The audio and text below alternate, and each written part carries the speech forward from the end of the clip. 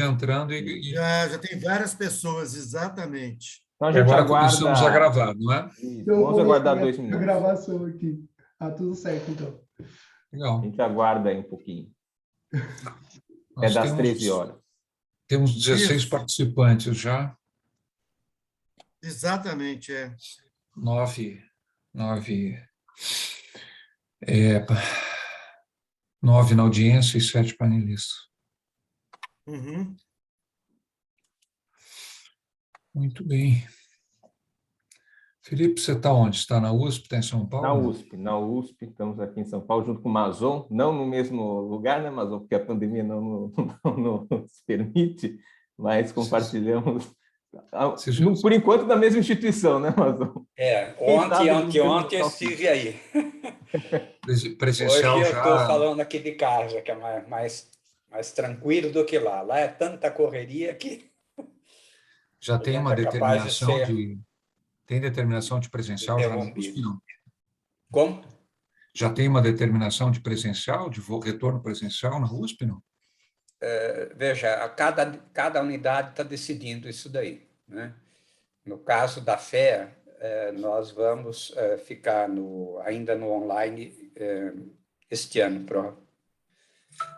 Retorno ano que vem só. o ano que vem, isto. Acho Porque mais... tem muita gente que é de outro estado, e tá aí, muita gente ainda que não tem a segunda dose, tá? Então, vai ter a segunda dose agora em novembro, só final de novembro, coisa parecida. Muita gente se desmobilizou, né? Liberou. Exato. É prudente exato. isso. Super prudente mesmo. Então, a gente optou por, no caso da FEA, iniciarmos em março, que vai iniciar, né? O ano letivo.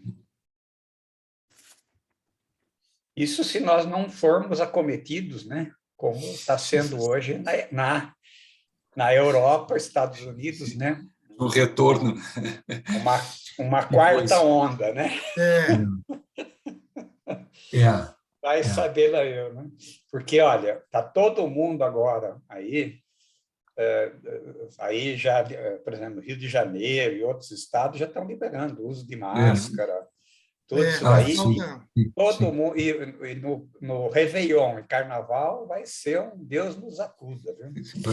Vai ser a prova, né? Se passar de... O pessoal aqui está falando, né? O pessoal lá do comitê, né? Tem várias pessoas aqui da área médica aqui da USP que é um pouco perigoso isso, né? É uma certa imprudência. Tanto que São Paulo não liberou o uso de máscara. Não tem jeito. Aqui é fluxo turístico. O pessoal não vai para a praia de máscara. Então, eu acho que é inevitável um repique aí no verão. E depois, assim, Carnaval, Ano Novo, associação à liberdade, a um pouco de bebida, as pessoas perdem o controle das coisas. Não. A partir do Natal, Ano Novo e Carnaval, pronto. Festas, vai ser difícil de segurar. 2 anos enclausurados, o pessoal quer... É um tripé perigosíssimo. Esse é o problema, Ilse. Esse vai ser o problema. O pessoal vai se soltar adoidado aí. Chega no Natal, Ano Novo, todo mundo se abraça, aquilo e tal. Eu perdi meu cunhado faz 1 mês e pouco, uns 40 dias atrás. Sabe como? A namorada do meu sobrinho, num domingo, foi almoçar na casa lá da minha irmã.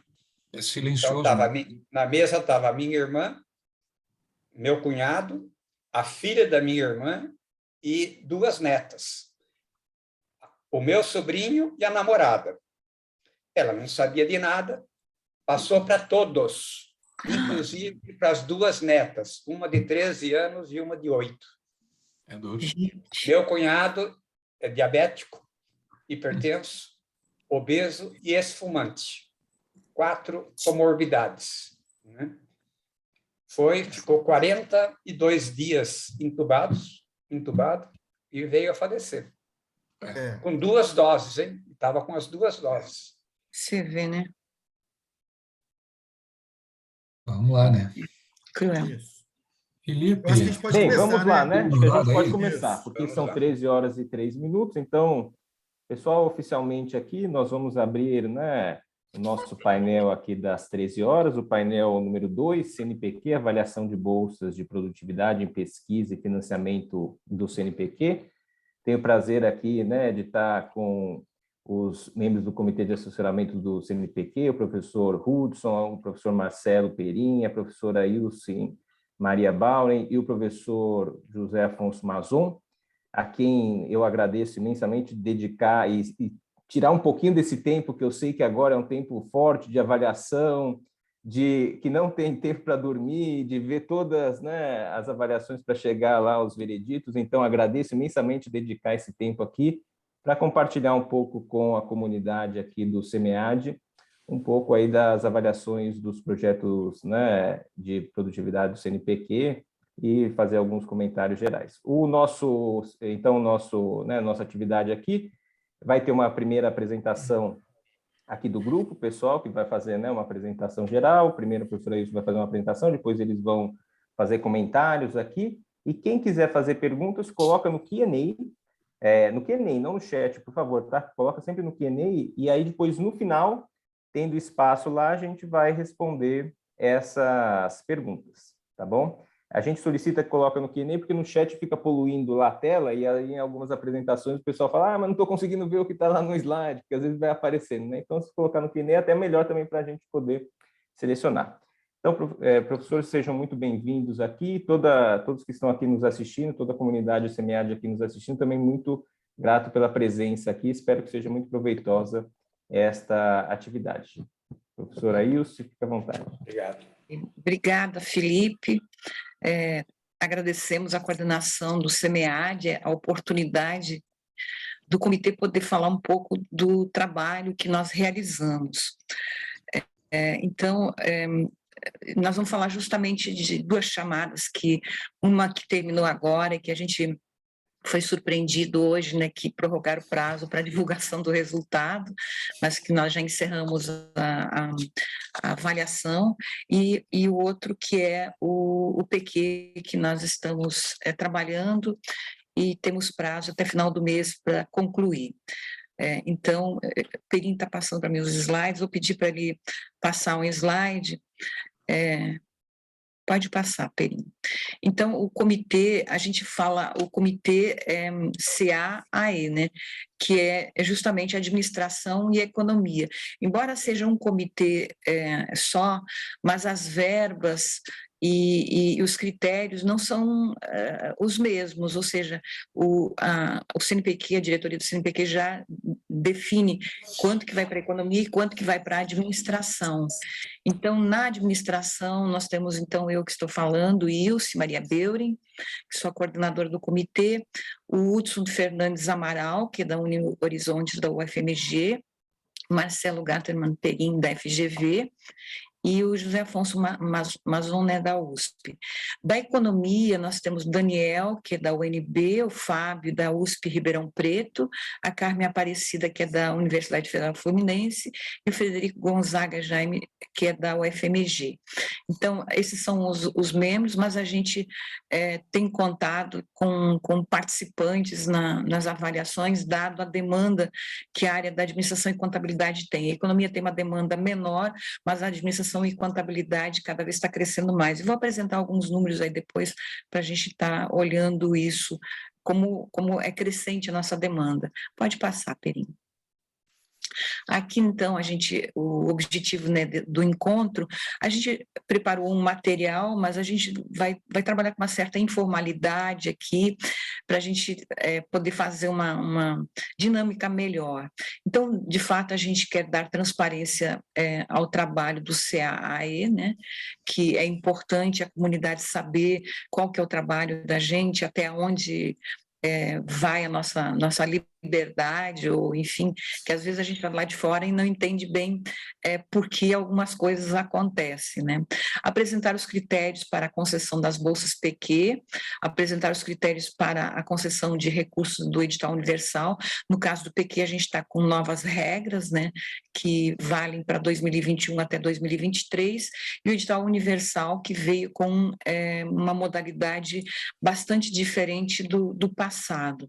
E discutir junto com as áreas os melhores caminhos para o trabalho do SEAE, que a gente, essas demandas sempre são importantes, o que a área percebe, o que precisa, e de alguma forma a gente se manifestar. Pode passar. Aqui a gente tem, então, como que é o processo de avaliação das chamadas.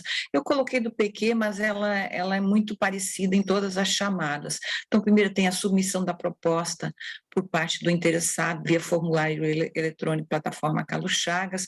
Aqui a gente tem percebido, às vezes, o pessoal coloca num lugar equivocado. Ele quer, por exemplo, um PQ normal, e aí ele coloca no sênior. São chamadas diferentes, a gente não consegue passar de uma chamada para outra. Então, a gente precisa ter atenção, principalmente que os números dessas chamadas, às vezes, são próximos. Análise de adequação da solicitação pelo corpo técnico do CNPq, o comitê não se envolve nisso.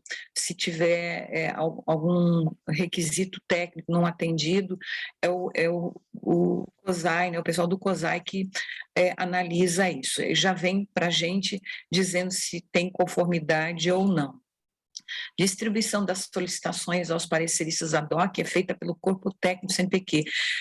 No Universal, eu recebi várias mensagens dizendo assim, para de me mandar processo para avaliar, eu já avaliei os meus, algo do tipo.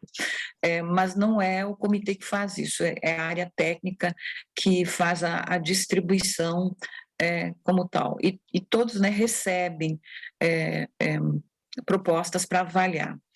E para o comitê é importante isso, que essas propostas sejam avaliadas, porque nós não somos especialistas em todas as áreas, a finalidade do avaliador é justamente essa, do avaliador ad hoc, né?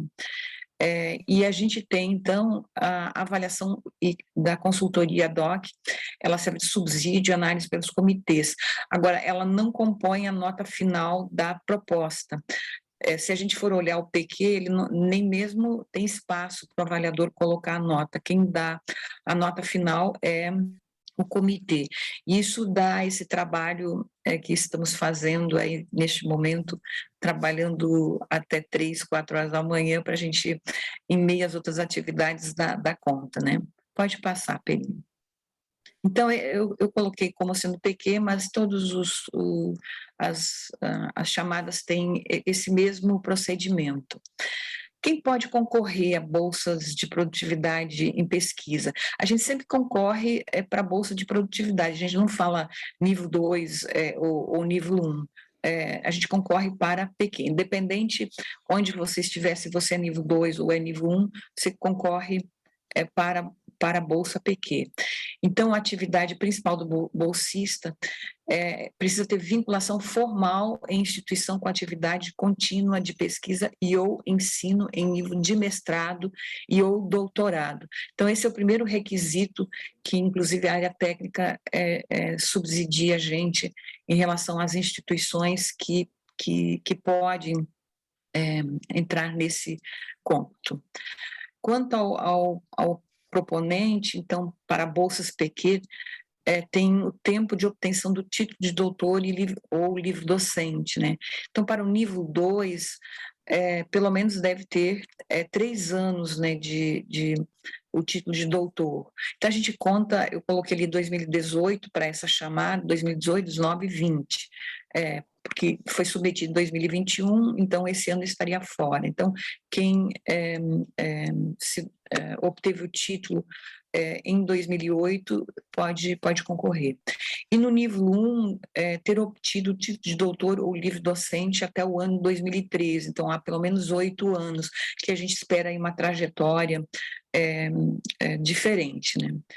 E, além disso, ele tem que ter conclusão de no mínimo, né, de 4 orientações de mestrado ou 2 orientações de doutorado, sendo considerada a equivalência 2 orientações de mestrado a uma orientação de doutorado. Então, esses são os 3 requisitos principais aí. Tem outros detalhes, mas esses são os principais que a gente acaba olhando quando inicia o processo, se os candidatos atendem essas questões. Pode passar, Perim.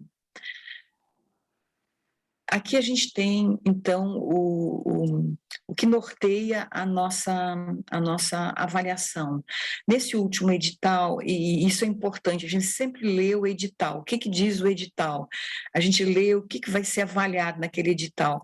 Que esses editais, eles vêm, muitas vezes, nem mesmo da diretoria do CNPq, ele vem do Ministério da Ciência e Tecnologia, enfim, nós não temos ingerência nisso, nós não temos participação nisso, ele vem pronto para a gente. Nesse último edital do PQ, é dito que tem o edital, os requisitos do edital, mas se a área prevalecem os critérios da área. No caso da administração e contabilidade, nós temos os critérios já definidos desde o ano passado, estão no site, é o anexo 1. Então, a gente tem aqui o projeto de pesquisa, que vale 10%, a produção intelectual 50%, a formação de recursos humanos 20%, e a coordenação, liderança e reconhecimento científico 20%. A gente olhando esses percentuais, a gente percebe que a gente precisa fazer de tudo um pouco para a gente ter mais chances aí de obter a bolsa. Eu vou agora pedir para os colegas participar do projeto de pesquisa. Eu gostaria que o Hudson falasse um pouco sobre aquilo que a gente encontra, aquilo que a gente precisa, e às vezes até algumas questões que talvez a gente tenha que dar um pouco mais de atenção na hora de submeter um projeto para uma demanda tão disputada quanto é o PQ. Hudson. Ok. Boa tarde a todos, boa tarde aos colegas, aos presentes, né? Inicialmente, gostaria de dizer que, né, para a gente que é não só do comitê, mas também membro, né, da academia, que, né, fazemos parte aí dos pares, é fundamental e extremamente importante que a gente faça a leitura não só das chamadas, mas principalmente também do anexo. Como a própria professora Ilse destacou agora, né, o edital, existe lá alguns critérios, mas tem lá colocado no edital que, caso, né, o comitê tenha os seus critérios já especificados no anexo, esses prevalecerão em detrimento, né, do que está no edital. Então, isso é muito importante. Outro aspecto que eu queria ressaltar é que, apesar do projeto de pesquisa valer 10%, ele tem sido balizador também nas decisões, porque a gente tem, no final da avaliação, um grupo que fica muito próximo, e a diferença de pontuação para obtenção ou não da bolsa é muito pequena. Então, muitos podem achar que o projeto ele não é importante, eu diria que ele pode ser decisivo na concessão ou não, né, de uma bolsa.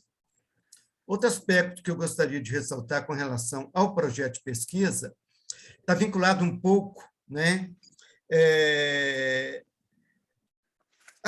ou seja, ao grupo como um todo, né? Porque, como eu já havia dito, é extremamente importante que todos, tanto o proponente como avaliadores ad hoc, leiam, né, o edital e o anexo. Porque a gente tem que lembrar que, no momento, nós somos proponente e, em outro momento, ou até em conjunto, nós somos os ad hocs. E o parecer ad hoc ele é fundamental para o comitê. Tá? Ou seja, uma boa avaliação ad hoc significa, né, uma segurança, né, e uma tranquilidade do comitê na hora de colocar, né, ou seja, avaliar e quantificar, né, essa demanda. Então, é muito importante, né, que na elaboração do projeto de pesquisa essas diretrizes que estão tanto no edital, né, ou na chamada, né, vou assim melhor dizer, como no anexo 1, eles são fundamentais. Antes de falar um pouco do projeto, eu queria falar um pouco das experiências que a gente tem tido com relação, né, aos projetos. Pelo menos eu, né, da minha parte, eu falo com muita segurança isso, eu tenho observado que alguns proponentes eles não têm dado o devido valor ao projeto de pesquisa. Tá? Talvez porque, né, a importância dele seja menor em termos de percentual, a gente tem observado que aquelas diretrizes que são dadas para, né, a elaboração de um projeto não têm sido seguida pelos proponentes. Isso causa, né, transtorno para o ad hoc, porque na hora que ele vai avaliar, ele vai sentir a necessidade, a dificuldade, que a gente tem que lembrar que, muitas das vezes, o ad hoc ele é da área, mas ele não é o expert daquele tema que está sendo proposto, né, no projeto. Tá? Então, evidentemente, as diretrizes que a gente coloca, elas são fundamentais porque elas vão balizar e orientar não só o proponente, mas o ad hoc na hora da avaliação e o próprio comitê. Tá? E a gente tem observado exatamente isso, em que, né, tem se dado pouca importância, pouco valor para o projeto em si. Tá? Mas isso tem sido também o diferenciador, porque a gente observa que na hora do score, né, da gente dar as prioridades, o projeto ele pode ser diferencial. Porque a gente fica numa nuvem lá no final, daqueles que, né, estão aptos a receber a bolsa, mas, evidentemente, que, né, um projeto pode fazer a diferença e fazer com que eu receba a bolsa e o concorrente, né, o meu par, não receba a bolsa. E lembrar também que tudo isso, gente, é comparativo, é em função daquela chamada, que muitas das vezes a gente, até em termos de recurso, quando acontece, a gente observa que, né, o proponente, quando ele faz o recurso, ele considera, né, não o período, né, que ele está sendo analisado, mas coisas do passado que foram analisadas anteriormente. E a comparação nossa ela é dos pares naquele momento, naquela chamada. Então, isso modifica, né, isso altera muito a percepção dos proponentes com relação a isso. Bom, agora, voltando à questão do projeto, né, é fácil. Se a gente for no anexo 1, lá está bem claro o que será considerado o que são diretrizes para elaboração, né, do projeto que será submetido, né, às chamadas. Porque aí são as chamadas, como a professora Ilso já disse, a gente está falando de PQ, é porque a gente, no momento, está analisando PQ, mas ela serve para as outras chamadas da mesma forma. Primeira questão de diretrizes, da questão do projeto, é o foco, a justificativa para a realização daquele projeto, daquela proposta, clareza dos objetivos, a originalidade e a relevância da questão, né, que se pretende elucidar. Ou seja, né, o projeto ele tem que estar, né, com muita clareza, né? Ou seja, quem faz a leitura, tá, mesmo não sendo um expert da área, ele consegue absorver e entender o que se pretende com aquele projeto. Tá? O seguinte, pertinência do referencial teórico, bibliografia utilizada, baseada em publicações nacionais e internacionais. O que a gente tem encontrado, gente, é um grande número de propostas onde há negligência na apresentação do referencial teórico. Tá? Muitas das vezes, o proponente ele tem, né, pensado, né, faz parte do pressuposto de que quem vai fazer a leitura do seu projeto é aquele expert que ele não precisa mais saber se existe um referencial teórico pertinente. E isso tem, né, tem trazido ao consultor ad hoc e ao próprio comitê dificuldades né, de quantificar, né, a proposta no termo ou no quesito projeto. Tá? Então, é muito importante. E não precisa ser naquele padrão que todo mundo acha, né, que é a introdução, onde que eu vou fazer a contextualização, referencial teórico, metodologia, etc., etc. Não, mas ele tem que estar dentro do projeto. Muitos dos projetos que a gente tem analisado, ele não vem específico assim, ó, referencial teórico, mas dentro da proposta, o referencial teórico está sendo apresentado. Tá? Então, isso é fundamental que a gente consiga, né, perceber e também, né, colocar isso na proposta. A terceira questão é a adequação da metodologia proposta. A gente encontra propostas em que não há metodologia explicitada, mais uma vez fazendo, né, ou seja, o pressuposto de que quem está avaliando o seu projeto, ele tem conhecimento integral de todas as metodologias que existem. Então, não há necessidade de explicitar essa metodologia. Engano, ela precisa ser explicitada, ela tem que estar dentro da proposta. Também não precisa ser um tópico específico, metodologia, mas dentro da proposta, efetivamente, tem que estar claro lá que, em algum momento, você apresenta essa metodologia que vai ser utilizada no seu trabalho. Como quarto item que é avaliado, a duração da proposta para a realização da pesquisa, né? Evidentemente que é de acordo com os critérios de cada chamada, porque cada chamada vai ter, né, períodos distintos. Tá? E isso também a gente tem encontrado muita dificuldade, porque alguns não apresentam, né, esse cronograma, né, de desenvolvimento da proposta, do projeto de pesquisa, ou vão além. Tá? Muitos deles, cronograma ele não é compatível com a chamada, e isso, evidentemente, vai prejudicar, né, o proponente na sua avaliação. Então, esse cuidado ele também tem que ser observado. E também, né, como um dos últimos critérios, né, os potenciais benefícios dos resultados esperados. Ou seja, é responder a uma questão simples, em que a minha proposta vai contribuir, né, para a evolução, tanto teórica ou empírica, para o conhecimento da área. Então, são itens que têm que estar de forma clara no projeto. Não precisa ser dentro do padrão tradicional que a gente sempre aprendeu dentro, né, nas escolas, na academia, nas instituições, mas ele tem que estar explicitado de uma forma global dentro da proposta.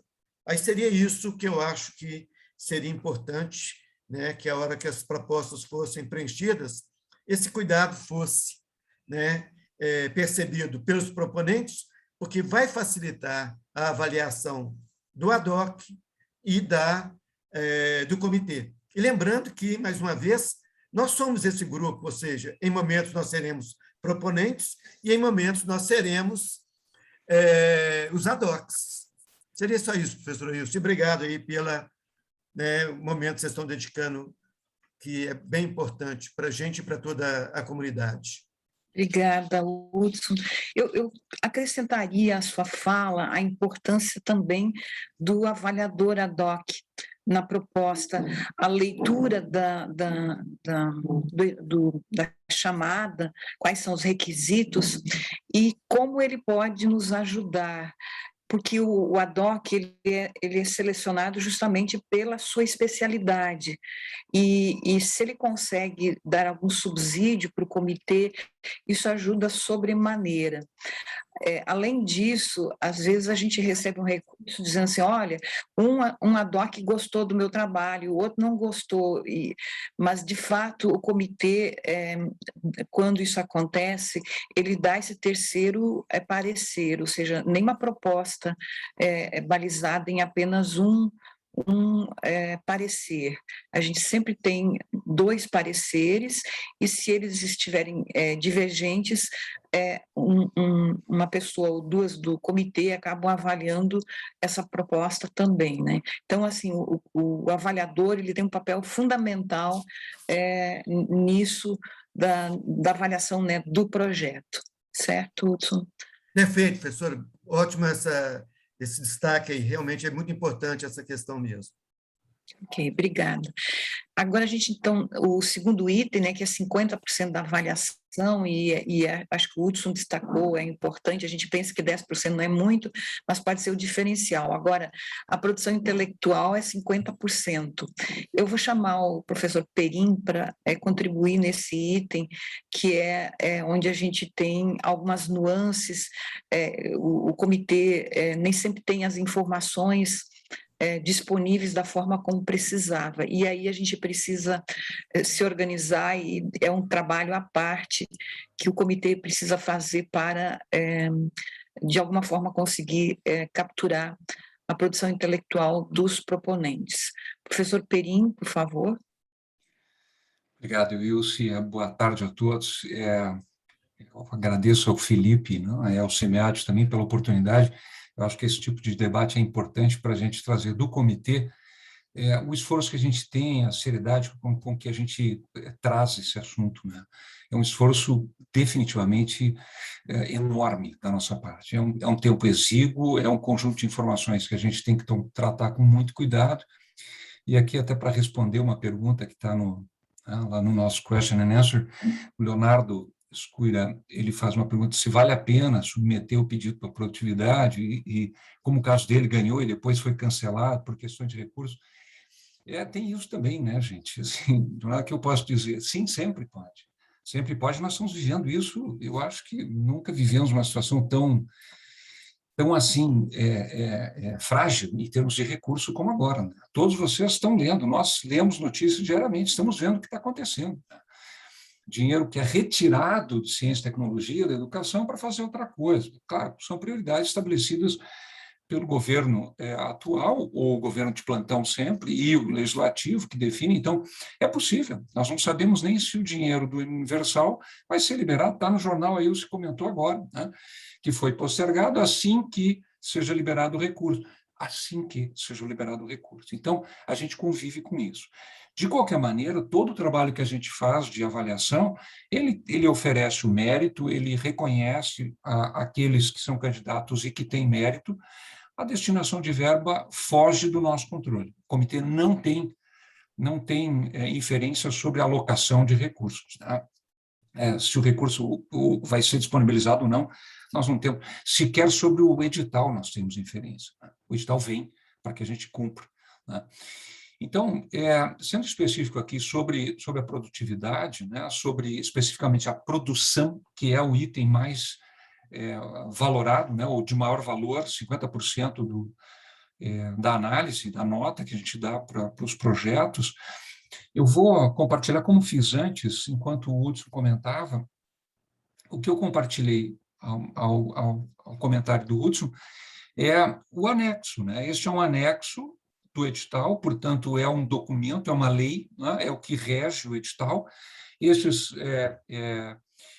critérios preponderam sobre os critérios que estão lá no edital, que são genéricos, para quem não tem, ou para as áreas que não têm esses critérios específicos, nós temos e nós seguimos. Isso já estava estabelecido antes de iniciarmos o julgamento, ou mesmo antes até da submissão. Já no edital, isso já estava estabelecido. Com relação, então, à produção intelectual, nós consideramos 2 indicadores. Segue mais ou menos um padrão que a CAPES já estabelece na avaliação de programas. Aliás, diga-se de passagem, notícia também de momento, segue suspensa a avaliação da CAPES, né? Segue suspensa a avaliação dos programas da quadrienal, portanto, nós não temos o Qualis vigente, isso tem que ser bem pautado a todos. Qualis vigente é o Qualis de 2016. Este é o Qualis que vale, este é o Qualis que está sendo consultado na página da CAPES. Este é o que vale, né? Essa versão que saiu no meio do caminho foi uma versão especulativa, foi um teste, não é oficial. A versão que vale é a versão que você consulta lá na plataforma Sucupira, né?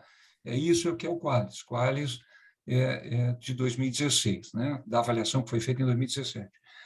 Então, a gente usa este Qualis, né? Que é o vigente. E os dois indicadores são um indicador de produção total, que vale 3/4 desses 50%, considera toda a produção do candidato de a PQ2, 5 anos, candidato a PQ1, de 10 anos, né?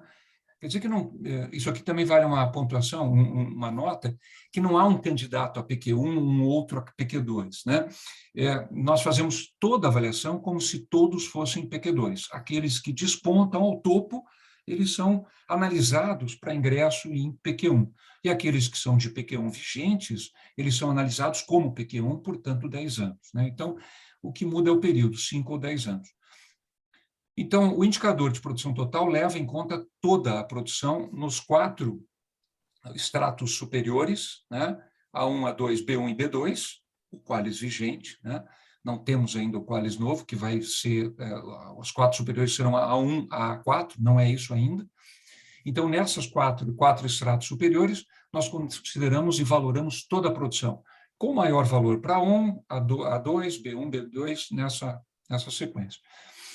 E um indicador que vale 1/4 dessa nota, que é uma produção qualificada. Nós consideramos para a PQ2 5 anos, né? As 5 melhores produções nesses 5 anos.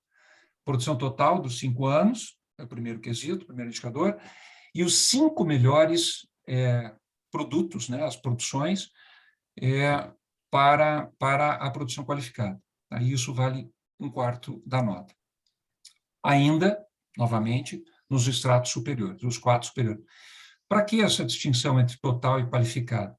Para evitar que pessoas que só publicam em B1 ou B2 e têm uma pontuação enorme, um monte de B2, eles sejam mais favorecidos do que quem tem uma produção de alto padrão só em A1. Então, a gente faz uma baliza entre a produção total e também qualificada, né, para que se traga à tona aqueles que fazem uma produção internacional, de ponta, né, de alto impacto, que seja A1.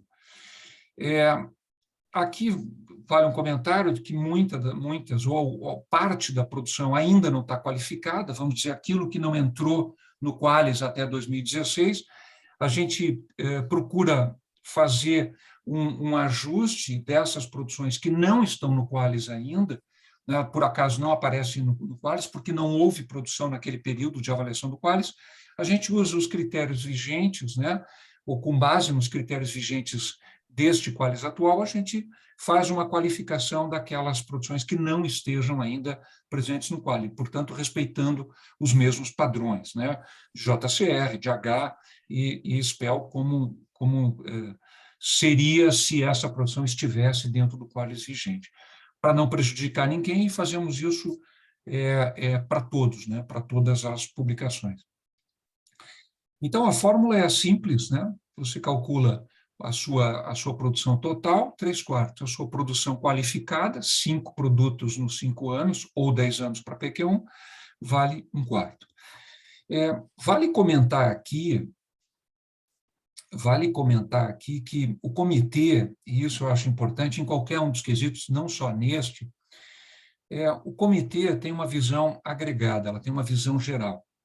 Para quem submete, e eu já submeti algumas vezes, PQ e vários projetos, quem está aqui já submeteu, né, do comitê, a gente, quando submete, a gente tem a visão do nosso projeto. Assim, eu submeto o meu projeto, é o meu filho, né, é o melhor que existe no mundo, ou pelo menos foi o melhor que eu pude fazer. Então, para mim, este meu projeto é o vencedor na hora que eu submeti.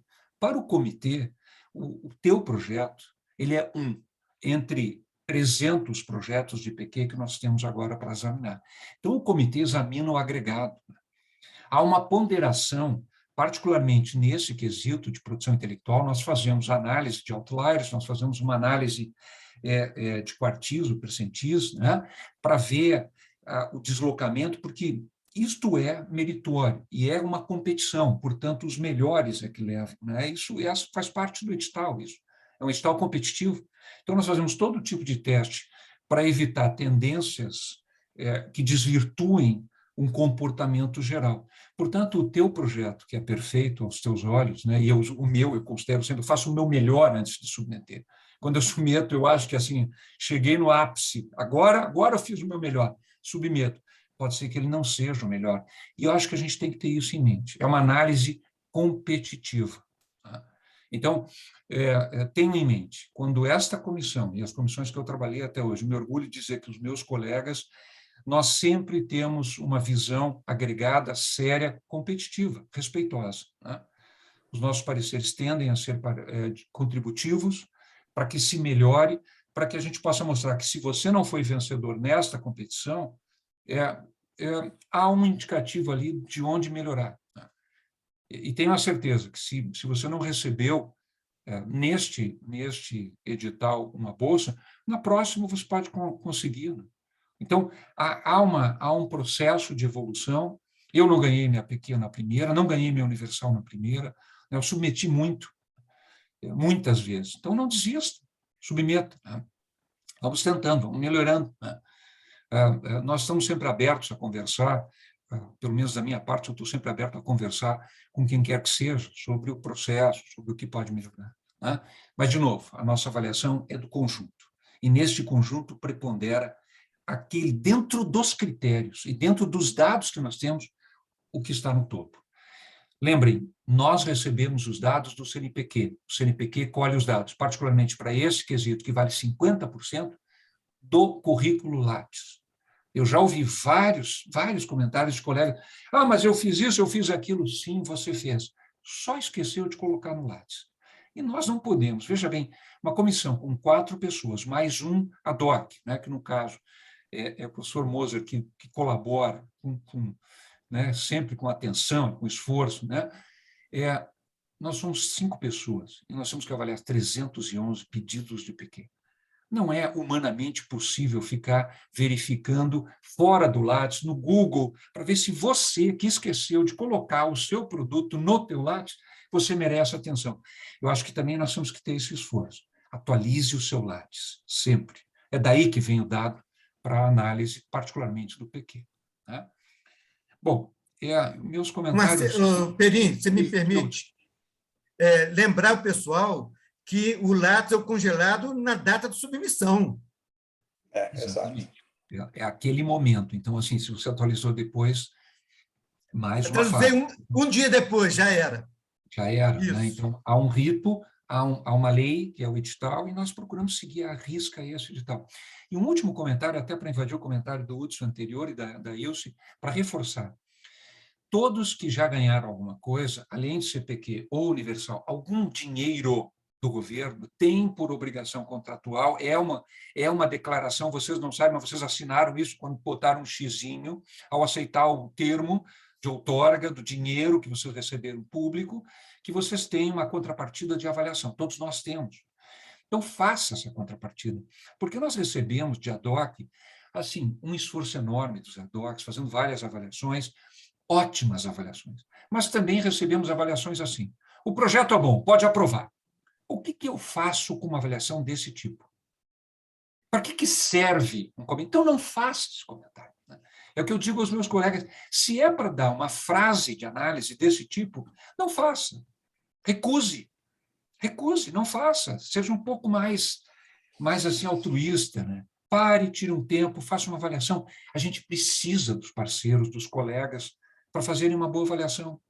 Eu tenho uma coleção, né? Um dia eu posso mostrar, né? Sem a identificação, eu tenho uma coleção de pareceres dessa natureza.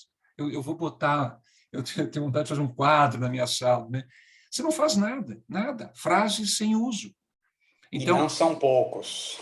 Não são poucos, meus caros, não são poucos. Tradicionalmente, a gente fazia uma lista para o CNPq, isso em comitês anteriores, um pedido de envio ou até de punição a avaliadores que não fazem avaliação. Só que isso nunca foi implementado. E a lista passava de 20 ou 30 sempre, né, que não colaboraram. Então, é um pedido que a gente faz a quem submete e a quem avalia. Né? Faça uma avaliação, a melhor que você possa fazer, porque isso contribui com o processo para você também. Bem? Ilse, é isso. Obrigado, gente, de novo. Obrigada, Perim. Então, eu acho que é um pouco a questão da empatia, da gente se colocar no lugar de quem está recebendo o parecer. Eu vi, por exemplo, nada a declarar. O que eu vou fazer com parecer nada a declarar? Quer dizer, não me ajuda em nada. E quem está recebendo, certamente não fica confortável em que teve um esforço para produzir aquele material e não tem comentário nenhum sobre o esforço feito. Então, acho que isso é importante, né? Professora Ilse, me permite lembrar o seguinte, alguns ADOCs, né, a indelicadeza nos seus pareceres também, é bom ressaltar isso. Isso, que é a questão, né, de se colocar no lugar do outro, se eu gostaria de receber aquela mensagem, né? De fato, a gente precisa que aqueles requisitos, né, do edital sejam analisados. As questões pessoais não importam naquele momento, né? Tá bem. Bom, formação de recursos humanos, eu até já vou aproveitar que tem uma questão se precisa ser de uma mesma universidade ou não. Não precisa ser de uma mesma universidade. No caso da produção intelectual, que tem um período, né, de 5 anos para o pesquisador nível 2 e para o pesquisador nível 1 de 10 anos. A formação de recursos humanos se considera a vida toda, então não importa em qual instituição. Agora, precisa ser um programa recomendado pela CAPES, né? Se tiver algum outro programa, essas produções não contam, né? E aí tem aquela regra mínima, mas a gente também tem pontuação para isso. E como o Perim falou, a gente tem cortes aí que a gente acaba olhando os outliers, se eventualmente alguém tem uma quantidade muito grande, para não distorcer os demais. E eu acho que um outro aspecto importante aqui é destacar que cada edital ou chamada, nós temos concorrentes diferentes. Às vezes o pessoal pede para a gente... Por que vocês não divulgam qual é a produção dos que foram contemplados com a Bolsa? Isso não ajuda em nada na próxima avaliação. Eu estou concorrendo com pessoas com produção diferente. Então, a gente tem, de um lado, a limitação daquilo que pode ser publicado, ou em que medida a gente não entra na questão de que pode haver um recurso, algumas coisas não podem ser publicadas, ou seja, o CNPq tem algumas limitações quanto a isso, e, de outro lado, essa informação não ajudaria no próximo edital, porque eu estou concorrendo com pessoas diferentes, tá? E o último item que a gente tem, que é a coordenação, liderança e reconhecimento científico, ele é um item também, né, 20%, pode não parecer muito, mas um PQ, ele precisa ter coordenação de projetos, de rede, de pesquisa, e o Hudson acabou comentando aqui a importância do CV Lattes, da gente alimentar isso. Às vezes a gente tem uma dificuldade de encontrar, se você tem alguma rede de pesquisa. Quer dizer, se você colocasse isso no seu resumo, a gente já poderia estar vendo lá. Então, a gente às vezes fica vasculhando o CV Lattes todo e não encontra, ou encontra coisas que não estão claras, se realmente existe alguma rede, enfim. E no próprio projeto é importante você ressaltar se você já tem algum vínculo anterior com um pesquisador, com aquilo que você pretende desenvolver, né? A questão da liderança, aqui a gente tem, no próprio material, né, do anexo, a gente tem como se considera a questão da liderança, tem pontuação para isso. Então, se você faz essas avaliações para órgãos de fomento, seja do próprio Estado, CAPES ou CNPq, você já tem um ponto de partida com uma pontuação a mais. Se você é editor de revista, se você é editor associado, se você é líder de tema no Enampad, no Ampiconte, se você é membro de algum comitê.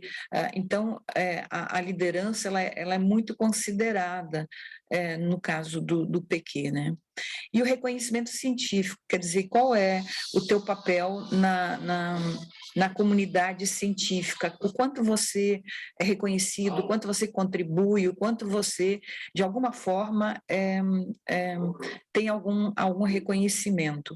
Então, esse item a gente tem também já estabelecido, e ele é importante. Então, às vezes a pessoa diz assim, poxa, mas eu sou a pessoa que tem mais produção, faz às vezes uns comparativos de pessoas que sabem, que submeteram, e aí fala assim, eu estou com produção altíssima, eu estou mais alto do que... E ele recebeu e eu não recebi. Provavelmente você tem produção, mas você não conseguiu nos demais itens. E aí, como o Hudson disse, 10% pode parecer pouco, mas pode ser o diferencial, né? Às vezes 1/10 de diferença para um receber e o outro não receber a bolsa. Então, são os critérios que a gente tem, né, no anexo 1 e que está, né, disponível na página do CNPq para a gente estar sempre acompanhando aí na hora de estar elaborando o projeto, enfim, o que vale, o que é importante a gente considerar, tá? Perim, podemos seguir, daqui a pouco o Felipe vai estar chamando a gente como tal. Aqui eu acabei colocando a questão da demanda e oferta. Só para a gente ter uma ideia, agora, em 2021, a gente está com 311 projetos ou propostas, né, para avaliar. E a nossa quantidade de bolsas não aumentou. Então, a gente olhando, eu coloquei um histórico aqui de 2015 até 2020, aí vocês percebem pelos números que a cada 3 anos nós temos um nó em relação à demanda. Nós conseguimos atender algo em torno de 15%. E aí, no ano seguinte, esses que não receberam, eles vão concorrer também.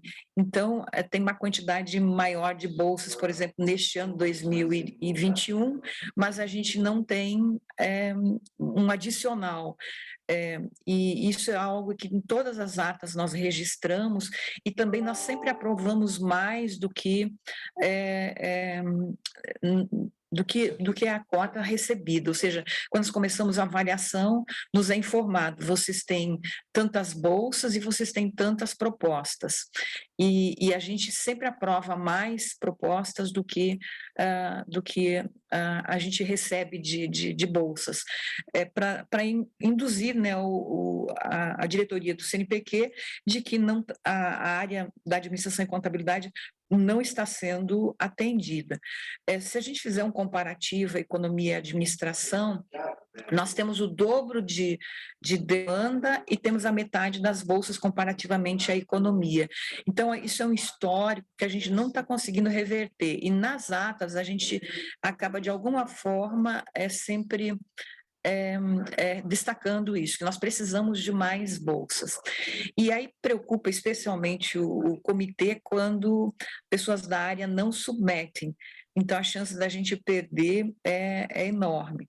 Quer dizer, existe um esforço, sim, na submissão, mas, de outro lado, existe a questão, se não submete, a gente fica sem esse argumento de que precisa de algo mais. Pode passar, Perim. Então, aqui eu não estou com a estatística atualizada, até porque, em função da pandemia, tem alguns sites não tão atualizados, né? Eu peguei aqui 2019, mas não muda muito esse cenário, não, em que a gente tem poucas bolsas no nível 1 e mais no nível 2. E o sênior, uma quantidade menor, né? Então, a maior quantidade realmente está no nível 2. E essa sempre é uma decisão difícil para o comitê, assim, quando a gente faz a planilha, se a gente desce alguém ou como que a gente vai fazer isso, né? Um outro nó é a questão da distribuição por região. Se a gente for olhar ali a região norte, nordeste, centro-oeste, tem bem menos bolsas do que a região sudeste e sul. Claro que as demandas são diferentes, os programas estão mais concentrados ali, enfim, né? E também a gente tem a questão das instituições públicas e privadas. O comitê não faz diferença quanto a isso, né? Mas a gente percebe assim, que está mais ou menos uma distribuição igual em ambos. Tá? Então, acho que é mais ou menos assim, para a gente ter uma ideia de como que é esse nosso cenário. Tá? Pode passar, Perim. Posso fazer só um comentário sobre bolsas, Ilse? Pois assim, não, importante a informação, duas, na verdade. Todos os comitês vão ao CNPq pedindo mais verba, mais bolsa, né? Quando eu estive em um comitê anterior, a gente todo ano se reunia com a diretoria, vamos ter mais bolsa, a administração é importante. Então, demandas do comitê são sempre impostas ou sempre direcionadas ao CNPq. Aí, ao CNPq reagir, é uma outra coisa, né? Mas, da parte do comitê, sempre há um pedido de aumento de verba e bolsa. Com relação a bolsas, ao número de bolsas, é um número limitado, né? A gente não ganha mais bolsa a cada ano, né? Isso tem ao contrário, tem restringido o recurso, né? E eu quero chamar a atenção que uma bolsa PQ1 vale por 2 PQ2. Então, não é o simples passar de PQ1 de PQ2 para PQ1. Assim, para cada 2 bolsas de PQ2, vai se transformar numa PQ1. Então, há uma verba limitada. Se nós temos um PQ1, nós matamos 2 PQ2. Né? Quer dizer, o elevar alguém, eu já trago consigo mais uma bolsa de PQ2. E quando eu elevo um PQ2 para PQ1, eu já trago mais um junto. Né? Mais um valor de bolsa junto, porque aumenta o valor, tem valor de bancada, né?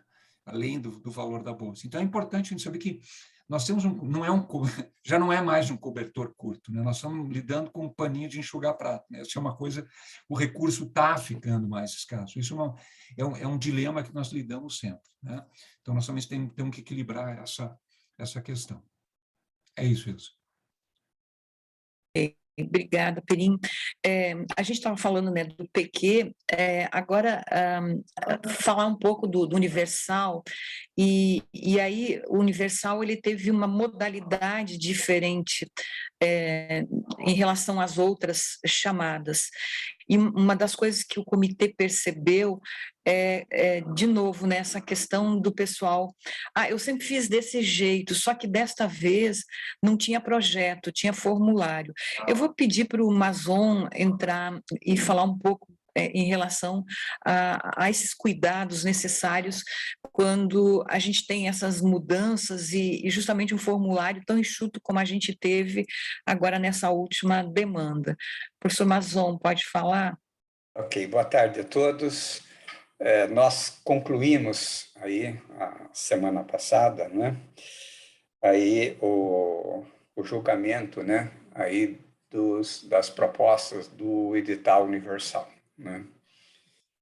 E o que a gente pôde verificar, e valeria isso daí como, digamos assim, um ponto para reflexão de todos os colegas que submetem um projeto universal, é que dentro dessa nova sistemática aqui adotada pelo CNPq de ter um formulário e não um projeto, né, detalhadíssimo, tal, etc., isso vai exigir muito, mas muito mais cuidado na hora de escrever. Não é simplesmente escrever ali e falar, bom, olha, essa é aqui, tal, etc. Você tem que ler, reler, olhar e verificar se aquilo, inclusive, que o Hudson tinha falado ali, que o Perim, né, tal, etc., se atendeu ou não aquilo. Eu diria, parafraseando aqui um professor de marketing, que é o Roland Hust, um grande professor, ele sempre fala, eu leio 10 vezes um artigo meu antes de encaminhar, de submeter para um journal. ele sempre fala isso, né? Nas palestras dele. Ele foi editor do Journal of Marketing e tal, um grande cientista. E é isso que a gente gostaria de ter. A gente recebe, às vezes, algumas propostas ali, que, como já foi comentado aqui, muitas vezes o ADOC não detalhou aquilo, então a gente lê, olha, todos nós aqui, durante esse período aí de quase 8, 10 dias aí que nós fizemos a análise, o dia mais cedo com que todos nós foi deitar foi às 3 da manhã, e o dia mais tarde, 5:30 da manhã. E 8 horas do dia seguinte, a gente estava de pé fazendo isso daí. Eu sou o mais novo no grupo aqui, tá? E eu pude sentir exatamente isso daqui. O trabalho nosso é um trabalho, primeiro, seríssimo, segundo, honesto, independente, e que a gente se dedica, assim, de corpo e alma, para fazer essa análise da maneira mais justa possível, tá? E fazer justo significa ler aquilo que é apresentado, ler, avaliar, refletir em cima daquilo. Então, por exemplo, em termos de mérito, originalidade, adequação da metodologia proposta e relevância do projeto de desenho científico, tecnológico e inovação do país. Está claro o que está sendo colocado. E, às vezes, você lê isso daí e fala, será que realmente esse proponente leu o que ele está escrevendo? Que não tem nada. E vem, às vezes, coisas absolutamente assim, não, eu vou contribuir, esse projeto vai contribuir para o desenvolvimento científico e para aumentar a melhoria do estado da arte na minha área de atuação. Isso em nada é a mesma coisa. Você tem que dizer claramente, quer dizer, olha, no que eu estou contribuindo, tá certo? O que esse projeto está contribuindo para o avanço do conhecimento, tá certo? Os resultados empíricos, eles vão gerar algum impacto do ponto de vista na sociedade brasileira e assim por diante. Né? Então, esse acho que é um ponto muito importante. E como foi falado ali, né? Apesar de ser uma parte de 10% que foi naquilo ali, mas nós calculamos com 2 casas decimais as avaliações. E com 2 casas decimais, a gente percebe que, de repente, um indivíduo ali está com uma nota, né? Assim, sabe lá eu, 7,50. O outro está com 7,51, o outro 7,52. Então, veja bem, aquilo que o Hudson, o Perim e a Ilse já falaram, tá? Quer dizer, é decidido ali né, como se em corrida de cavalo, né, na cabeça ali, né, ou em corrida ali em Olimpíadas, né, é ali como se chama, na linha de chegada ali naquela coisa ali, na cabeça, né? Então, na parte da produção científica, né, o Perim já abordou bem isso daí, mas eu só reforçaria um ponto aqui, que é o seguinte. Uma vez um professor dos Estados Unidos me falou o seguinte, diga-me com quem andas e te direi quem és. Né? E aí eu entendi. Claramente, ele quis dizer o seguinte, né? Diga-me onde publicas e te direi quem és.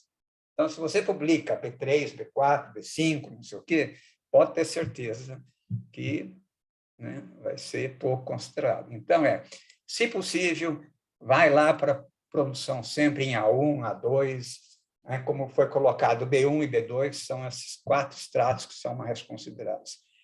E isso daí significa, quer dizer, que passa a ser um desafio também, né, para o pesquisador, né, trabalhar, não apenas sozinho, mas trabalhar dentro de um grupo, até de uma rede de pesquisa. Então, isso daí, se você pegar, uma vez, quando eu era um coordenador, eu fiz uma apresentação lá no ENAMPAD, e a gente mostrou ali, nos 4 principais journals da área de marketing, quando só tinha um autor, para pouquíssimas pessoas, 2, pouco também, a maioria tinha 3, 4, 5 autores.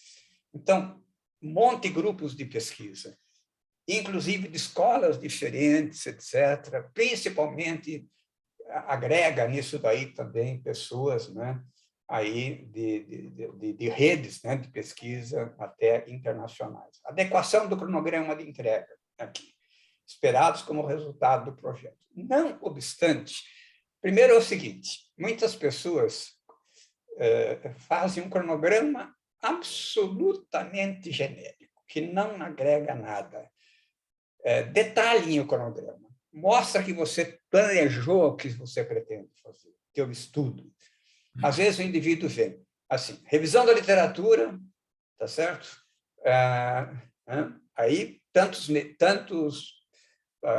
um semestre, sabe lá eu. Depois vem assim, né? Planejamento da pesquisa ali, da coleta de dados, processamento e análise. Bom, isso daí nada, é a mesma coisa. Detalhe, mostre aí não apenas etapas, mas cada fase do projeto, mostre que você realmente, tá certo, tem consciência crítica realmente de cada um dos pontos que você vai desenvolver, que você se dedicou realmente para fazer esse projeto, essa proposta para o CNPq. Então, e outro ponto, às vezes acontecem coisas do seguinte tipo, não obstante você tenha 3 anos para fazer isso daí, às vezes o que a gente percebe é que o desafio que você coloca ali para fazer é algo que você faria em 1 ano, 1 ano e meio. Tá? Então, por que vai colocar? Então, seja mais ambicioso, mais ousado nisso daí. Então, às vezes, a gente percebe, a pessoa chega e coloca o seguinte, olha, eu vou fazer isso daqui. Às vezes é um trabalho, por exemplo, uma pesquisa que envolve um desafio relativamente pequeno e o indivíduo põe lá, vou levar 3 anos para fazer isso daqui. Tá certo? Ou seja, quando você poderia, nesse caso, ser mais ousado, de repente, trabalhar com novas técnicas, ou seja, colocar realmente, quer dizer, um prazo que efetivamente seja compatível com o desafio que o projeto está apresentando. Esse é um aspecto muito importante. Coerência e adequação entre a capacitação e experiência da equipe aos objetivos, atividades e metas. Aqui também. Existe uma exigência aí que tem que ter, mais ou menos, acho que me fala a memória, 5 doutores, né, aí em cada projeto, né? Quer dizer, 4 mais o coordenador. Tá? Então, não adianta chegar e falar assim, colocar aquilo ali e falar o seguinte, aí, identifique, por exemplo, cada pessoa no que vai participar do projeto. Tá? Não assim, todo mundo vai fazer tudo. Tá? Isso daí não significa nada. Tá? Então, mostre que você realmente se dedicou para fazer essa proposta, pensou realmente nas etapas, nas fases, o que cada um vai fazer no projeto e assim por diante. Tá? Senão, a gente não sabe, quando a gente avalia, aí o que cada um vai fazer. Tá? Em qual alocação que as pessoas vão ter, se vai ser durante o período todo, em alguma parte, etc. Outro ponto importante é a parte de redes de pesquisa disso daqui. Tá?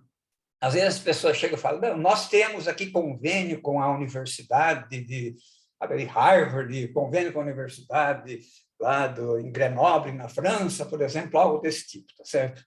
Sim, a universidade pode ter um convênio, mas eu quero saber se você, tá certo? O pessoal da universidade, quem é da universidade que vai participar com você e no que essa pessoa vai te agregar valor, no que ela vai participar. Então, é muito importante aí, tá, você ter vínculos, né, grupos de pesquisa, redes de pesquisa, não apenas nacionais, mas internacionais, e deixar claro que esse pessoal está comprometido com a realização do projeto.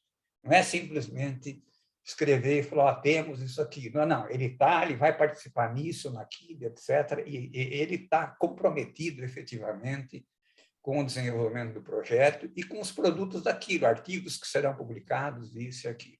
Adequação do orçamento aos objetivos, dados e metas. Esse é outro ponto. Às vezes a pessoa vai falar, assim, custeio, assim, viagens, pagamento de, sabe lá eu, de um serviço de terceiro, material de expediente, tudo isso daí, e junta tudo num único item e põe tanto aqui. Valeu, 50 mil reais. Ora, detalhe isso daí. Detalhe a cada item, faça um orçamento detalhado disso daí e justifique por que isso daí é importante. Você precisa disso.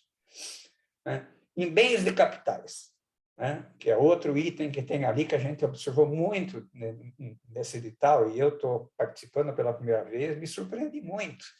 O indivíduo tem, de repente, 6 pessoas, 6 doutores que vão participar. Então, ele chega e fala assim, eu preciso de 6 computadores, 6 notebooks, 3 impressoras, e põe lá. Sim, você precisa disso? Mas por quê? Você está dessa quantidade aí. Você está querendo o quê? Digamos assim, você está querendo usar a verba pública do CNPq para o quê? Para, digamos assim, colocar, digamos assim, um laboratório na tua universidade, né? Algo desse tipo. Então, sejam comedidos efetivamente naquilo que realmente precisa para exercício. Lembre-se que nós estamos trabalhando com verbas públicas, com dinheiro público nisso daqui, e é um dinheiro escasso. Então, quer dizer, por que o indivíduo precisa de um micro e, ao mesmo tempo, de um notebook? Sem justificar, não adianta. Grau de aderência dos projetos a essas áreas, ok? É um aspecto muito importante, deixar claro também no que ele é aderente. E o plano de promoção, popularização e divulgação. Sejam também mais específicos nisso daqui. Tá? A ideia disso daqui, quer dizer, não, eu vou participar, apresentar o trabalho em congressos e depois vou publicar, né, em journals aí de impacto. Ok. Que congresso você pretende, de repente, apresentar isso daqui? Especifica. Mostre que você conhece, em que journals você pretende realmente publicar isso daqui e assim por diante. Ou seja, em última análise, o desafio que a gente coloca para vocês aqui é sangue, suor e lágrimas. Tá? Ou seja, pensa, escreva com objetividade, porque são poucos passos para escrever, e escreva colocando aquilo que realmente é importante, fundamental, de maneira clara, objetiva e bem o mais, digamos assim, coisas efetivamente relevantes. Leia 10 vezes aí o que você escreveu, tá certo? E verificasse exatamente o quanto você pode melhorar ainda mais e mais isso daqui. Porque é aquilo que o Hudson comentou e que eu quero reforçar, tá? É exatamente isso. Quando o editor ad hoc for ler, tá certo? Ele vai ter condições de fazer um julgamento melhor, tá? E quando isso vier para a gente, nós formos ler também, a gente vai ler também isso daqui, a gente lê o parecer dos ad hocs, na maior parte dos casos a gente leu, temos o projeto ali, todos os dados, o currículo Lattes temos ali já na plataforma, a proposta temos na plataforma, produção toda, né, do período aí em que está sendo considerado, se é A1, se é A2, B1, B2, e assim por diante. Né? E isso daí vai permitir que a gente julgue, digamos, também isso daí e valorize o esforço detalhista que cada um coloque nesse projeto. Não colocar coisas absolutamente genéricas que serviria para qualquer projeto. Tá certo? Aquele cronograma, se for projeto A, B ou C, do jeito que foi colocado, não vai acrescentar nada. Aquele orçamento não tem detalhe, não tem justificativa nenhuma. Aquela equipe que está lá mostra exatamente em que cada um vai participar. Basicamente, essa é a ideia que eu gostaria de colocar. Obrigado. Ok, obrigada, Mazon. Eu gostaria de acrescentar o cuidado que a gente tem quando faz essas avaliações. Assim, quando a gente recebe a planilha, nós fizemos quem vai cuidar do que, quem vai avaliar o quê. Uma primeira triagem que a gente faz para a gente não avaliar colegas. Isso é importante. Os componentes da nossa instituição, nós não avaliamos. Se eu tenho uma pessoa com quem eu tenho uma relação próxima, também não avaliamos. O que a gente quer realmente é uma avaliação isenta. E nós temos muito cuidado com isso para evitar que qualquer elemento possa influenciar na decisão. Depois disso passado por alguém do comitê, ainda nós temos as revisões, né, para evitar que, digamos, alguém tenha usado uma régua diferente do outro, a gente olha os outliers, a gente vê de novo, e vê mais uma vez a planilha. Por exemplo, na semana passada, nós nos reunimos todos os dias, trabalhamos e nos reunimos à noite para a gente ver alguma dificuldade que a gente teve. E às vezes as pessoas colocam, até ouvi uma questão aqui, a questão dos PQs já existentes em comparação aos novos proponentes. Isso não faz diferença para a gente. Assim como um nível 1A pode cair para um C, um D, ou pode cair para o nível 2, ou pode nem receber mais bolsa, alguém também do nível 2 pode estar subindo, ou alguém novo pode estar entrando. Eu me lembro, na última avaliação, vários PQ2 caíram e novos entraram. Quer dizer, o número não muda. O CNPq não está contemplando a área com mais bolsas, mas os bolsistas não são os mesmos. Nós tivemos vários bolsistas que perderam a bolsa porque ou não tiveram produtividade, ou não estão com a inserção. Aquilo que o Perim falou, é sempre comparativo. Alguém está com uma inserção mais forte na área, colabora mais, ele tem mais liderança na área do que outro. Então, eu posso perder essa bolsa.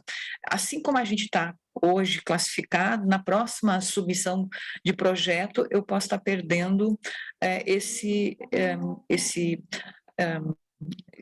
local aí onde eu estava. Não importa se é no nível 1 ou no nível 2.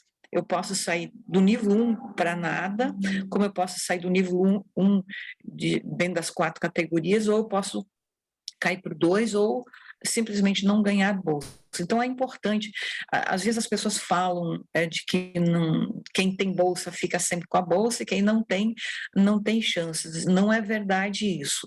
Nós não olhamos os nomes, nós acabamos gerando a planilha e olhamos essa pontuação e como o Mazon falou, né, 0,21, 0,22, e a gente vai fazendo ali esse corte. Então, é importante, sim, competir, é importante concorrer, né, com as propostas, agora entender que é sempre comparativo a outros, né? Então, a nossa apresentação seria essa. A gente agora fica à disposição do Felipe, né, para mais perguntas e esclarecer as dúvidas que apareceram. Obrigada, Felipe. Muito bem, muito grato a todos vocês aqui. Vocês já foram respondendo várias perguntas aqui no Q&A, né? Então, antes de tudo, gostaria aqui acho que tanto em nome aqui de todos que estão aqui assistindo, em nome da comunidade, sobretudo, parabenizar vocês, porque a gente sabe que é um trabalho imenso, e o que a gente, né, quando submete um projeto e quando está, né, fazendo qualquer proposição, seja para o PQ, para a Universal, o imenso respeito que a gente deve ter a essa comissão, porque é uma comissão que trabalha de maneira sobre-humana e ainda ela roga para que venha mais projetos para ter mais trabalho, para poder ajudar a área, né? Então, veja que é algo de uma dedicação enorme. Então, meus parabéns por toda essa dedicação. A professora Andréia, ela falou uma última pergunta. Docentes em programas 3 ou 4, sem doutorado, têm chances? Tem, depende da quantidade de orientações, ela não vai fazer diferença, porque se está num doutorado, uma orientação de doutorado, são 4 anos, ela converte em 2 de mestrado, mas ela pode estar num programa de mestrado e estar orientando a cada 2 anos ela fecha o ciclo, no fim dá na mesma. Então, isso não faz diferença. A diferença é o que mais você tem. Você tem liderança, você tem coordenação de projetos de pesquisa, você tem, o Mazon, né, que falou da importância das redes, você tem visibilidade, né, na comunidade científica, quer dizer, é isso que faz diferença. E aí, claro, a produção científica, 50%, e um projeto bom, né? Então, isso não elimina o candidato, não. Ele pode ter orientações de mestrado que compensam essas de doutorado.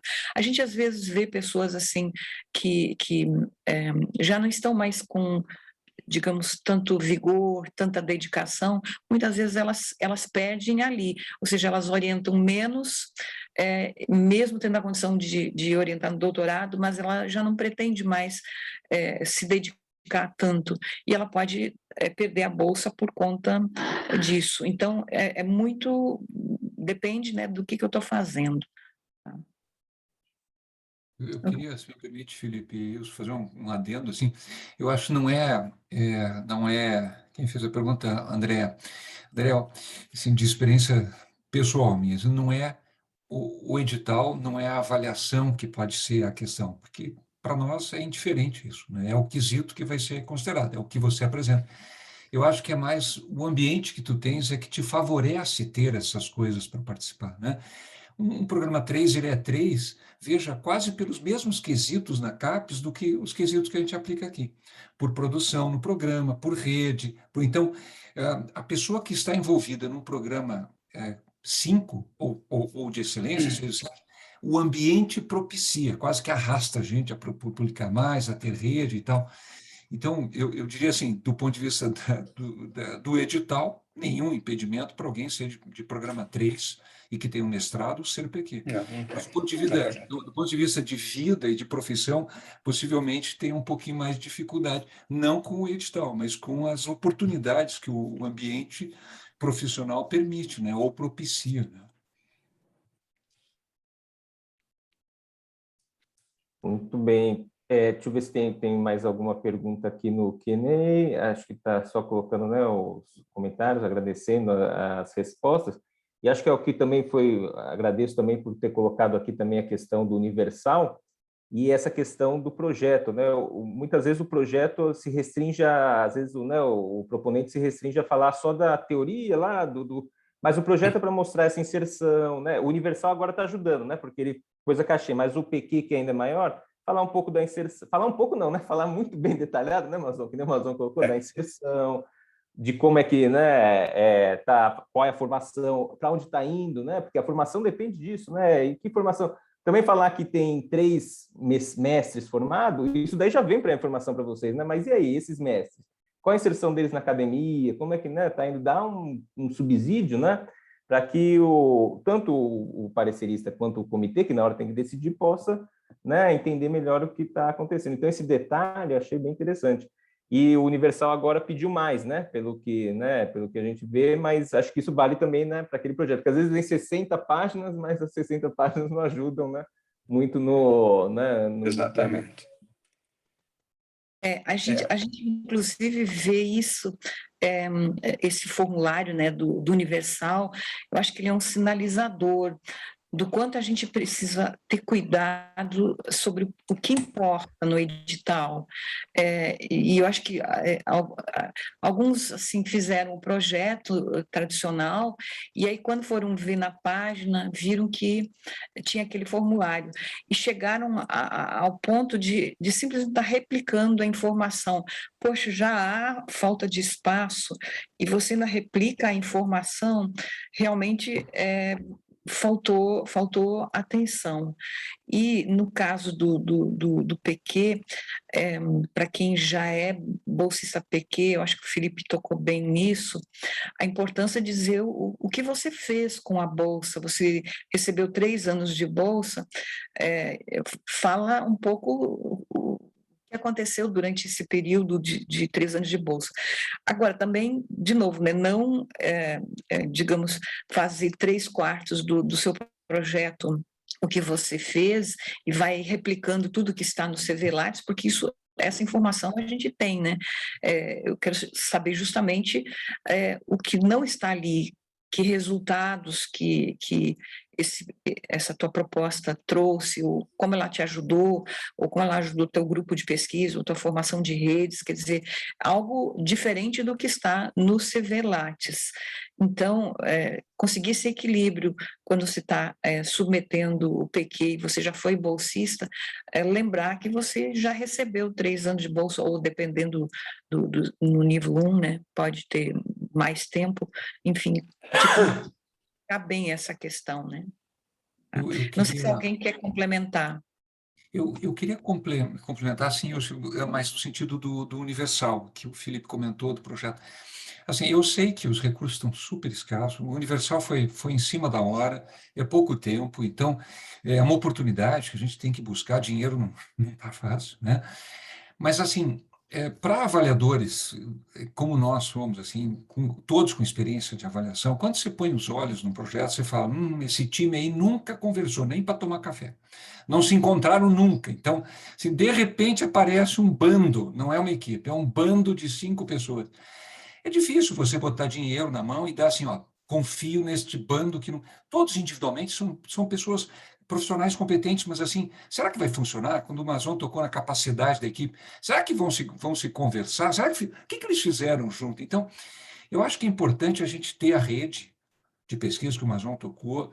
Quando aparecer uma oportunidade, a gente tem a rede, a gente tem projetos, tem um template maior de projetos em execução. Então, é importante, né, sermos um grupo e não um conjunto de indivíduos somados dentro de uma proposta. Isso está na cara, assim, é muito fácil perceber isso numa proposta. E isso pesa, né? Isso realmente, assim, dá uma impressão que se juntaram para pegar o dinheiro, daí vamos ver o que cada um faz. Cara disso é assim, pede um computador para cada um. O projeto não pede, não exige um computador para cada pessoa. Um computador resolve o que o projeto pede. A nossa área típica de valores de capital são baixíssimos. Nós não temos equipamento, né? Tem um exemplo concreto aqui, Peri, aí de um projeto que era uma pesquisa qualitativa. Tinham 6 doutores presentes e a pessoa pede 6 computadores. E que um projeto dessa natureza vai precisar de 6 computadores para uma pesquisa qualitativa, entrevistas, né, em profundidade com, sabe lá eu, 10, 15 executivos de empresas, levando 3 anos para fazer. 3 anos para fazer. Põe desafio para você aí, o que vai fazer, tá? E a justificativa desses casos... E o pior é que as pessoas ainda colocam ali, não justificam nada, não apresentam nada, não diz quem que vai fazer o quê no projeto e assim por diante. Se me permitem, só fazer um adendo, teve alguns casos em que estavam pedindo 40, 50 computadores para um projeto qualitativo, ou seja, estavam querendo renovar, né, os laboratórios. E o universal não é para isso, né? A não ser que o projeto seja isso. Porque nós tivemos projetos lá que era montagem, por exemplo, né, de observatórios, essas coisas. Nesse faz sentido.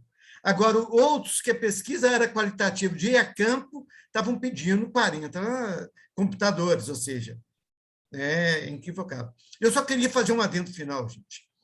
Caso não sejam, né, contemplados no universal, no PQ, não desistam. Continuem mandando. Tá? Isso é fundamental, porque em algum momento, tá, CNPq vai ficar com tanta, como é que eu posso dizer, aversão a esses pedidos de maior contemplação, que a gente vai acabar sendo atendido. E quanto maior o número de demandas, maior é a chance que a gente tem de reivindicar isso junto ao CNPq. E não se esqueçam de seguir o exemplo do Roland Hust. Né? Reescreva 10 vezes o projeto. Vai melhorando, melhorando, melhorando, vai se questionando se está claro, aonde você está contribuindo de fato e assim por diante. Eu gostaria de uma mensagem que a gente recebeu do presidente do CNPq, que eles estranharam que neste último Universal, teve a metade das propostas em relação ao Universal de 2018. Só que, nessa análise, precisa considerar que, neste edital, para quem era de uma linha, da linha 1, precisava no mínimo de 3 doutores, e para quem estava na linha 2, precisava de 5 doutores. Faixa A e faixa B, só faixa A, isso, faixa A, faixa B. Então, quer dizer, de fato, a gente talvez teve menos propostas, mas a gente teve a mesma quantidade de pesquisadores envolvidos, tendo em vista que se precisava, né, de grupos de pesquisa. E uma outra informação importante que ele passou é de que, mesmo tendo a metade das propostas, a gente teve o dobro do valor solicitado comparativamente a 2018.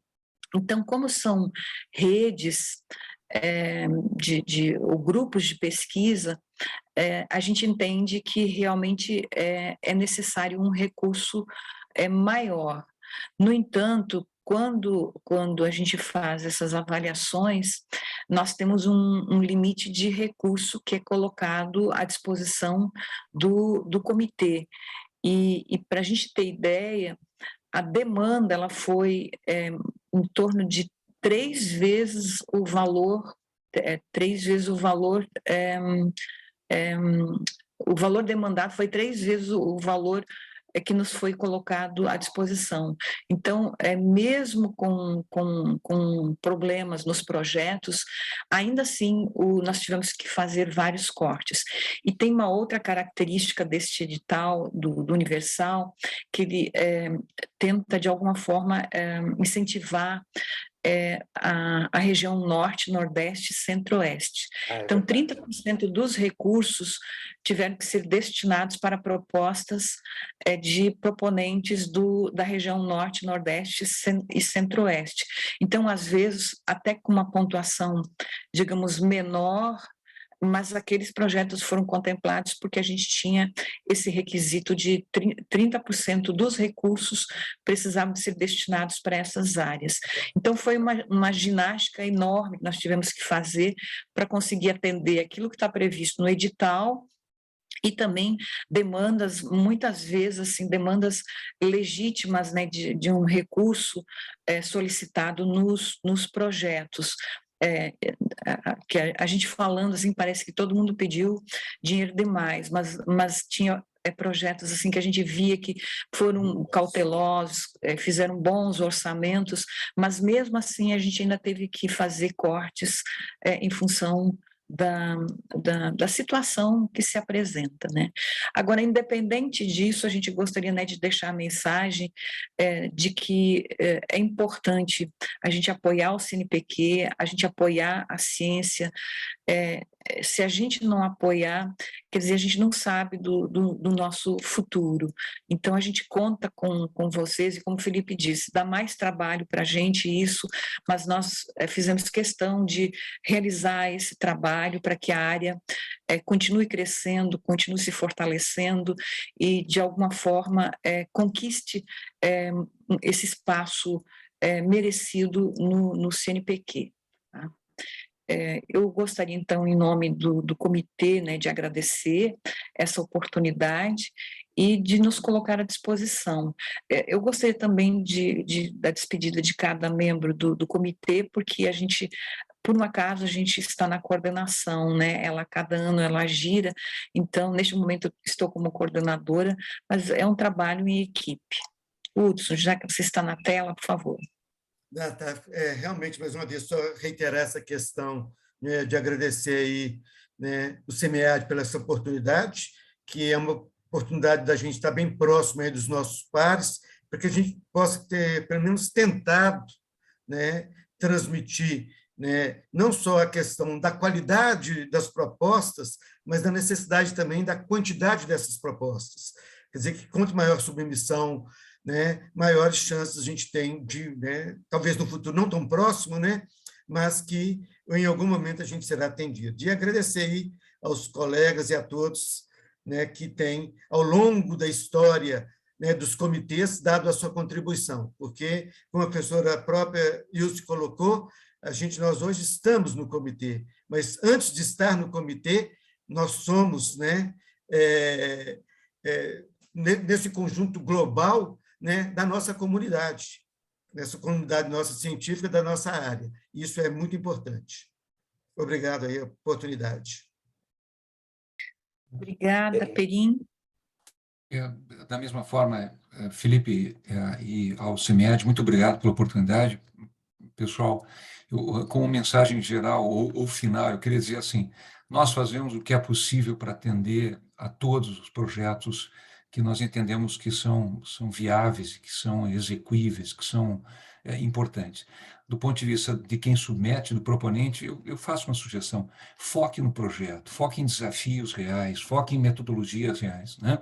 Pedir carro elétrico no capital, pedir ar-condicionado, pedir mobiliário, isto não é projeto, né? Viagem, se você só pede viagem para ir a congresso, você só está pedindo divulgação, não tem dinheiro para o teu projeto, então faz o projeto em separado, praticamente está saindo de graça o projeto, você só quer dinheiro para viajar, para ir a congresso, então assim, foque no projeto, nós temos uma competência enorme. A nossa área é boa, né? E o CNPq, vamos aproveitar isso. Nós temos isso, vamos aproveitar. Vamos fazer projetos pensados, em rede, com produção, e vamos pedir o dinheiro necessário para executar isso. Eu acho que a gente consegue atender todo mundo. Tá? Nós estamos aqui para isso. Obrigado de novo, Felipe. Obrigado a todos. Obrigado, Perim. Mazon? Então, eu, como sempre, aí, né, quer dizer, eu vou fazer aquele jargão, né? Faço minhas as palavras de todos os colegas aqui, não é? Mas só gostaria de acrescentar o seguinte, eu, lendo muitas vezes os projetos aí, e como eu falei, eu estou participando pela primeira vez, às vezes fica claro, digamos assim, a pouca dedicação que a pessoa colocou realmente em termos de esforço para fazer aquilo ali. Acho que ela colocou aí no final de noite, sentou, escreveu e falou assim, vamos ver o que vai dar, tá? Algo desse tipo. Acreditem que, como eu falei, nós somos assim criteriosos, honestos, dedicados para fazer o melhor possível. A gente lê linhas, relê, discute, troca ideias, quer dizer, para tentar ser o mais justo possível. Então, quando alguém faz uma coisa dessa, quer dizer, além de ela perder o tempo dela, faz com que a gente perca o nosso tempo também, e vai até 3, 4, 5 e meia da manhã nesse sentido, né? Então, dediquem um esforço enorme realmente para elaborar isso daí. Façam projetos desafiadores realmente nesse sentido. E releiam e verifica se... Aí, passem para colegas, leem, fazer sugestões do projeto que você está apresentando, pretende apresentar, né? E coloque realmente coisas que sejam úteis, relevantes e diferenciadoras, né? Para que, frente a outras propostas, e não é brincadeira, como nesses últimos 5 anos, as estatísticas mostram que fica entre 1/4 e 1/6, tá certo? Praticamente do total de propostas que são contempladas. Tá? Então, é muito competitivo o certame. Tá? Então, é isso. Quero agradecer também aí ao Borini pela mediação, ao CEMEAD também pela oportunidade que deu aqui, não é? Ao comitê de apresentar de maneira clara, direta, objetiva, né? E transparente, né? Tudo isso que a gente tem feito. Bom, muito obrigado. Obrigada, Mazon. Felipe, obrigada a CEMEAD, especialmente a quem está nos prestigiando aí e nos ouvindo. Felipe, com a palavra. É verdade. Exato. Obrigado não é, né, de vocês, obrigado é de todos nós aqui, né, do CEMEAD, de todos nós que estamos assistindo. Muito obrigado pelo tempo que vocês dedicaram aqui para a gente, o tempo que eu sei que vocês dedicam, né, para todas essas análises aí. Muito obrigado por todo esse esforço. Eu acho que foi muito elucidativo, né? O chat aqui mostra aqui o quanto, né, acho que foi elucidativo e contemplou aqui os anseios de todos. Muito obrigado e espero que a gente possa nos rever, né, num outro SEMEAD, no AMPAD, no APCONT, em vários congressos aí para trocar mais experiências. Muito obrigado. Valeu. Nós que agradecemos. Um abraço. Um abraço. Um abraço. Tchau, tchau. Tchau, tchau.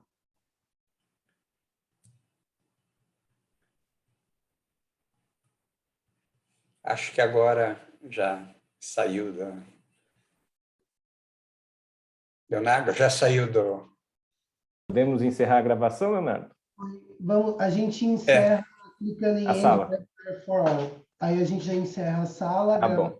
Tudo certinho. Então, tá ótimo, então. Muito obrigado, Leonardo, Ronaldo. Então, valeu. Obrigado. Obrigado, Leonardo. Obrigado, Ronaldo. Obrigado aí, Felipe. Obrigado, Mazon. Até mais. Tchau. Nós que agradecemos. Um abraço. Tchau, tchau.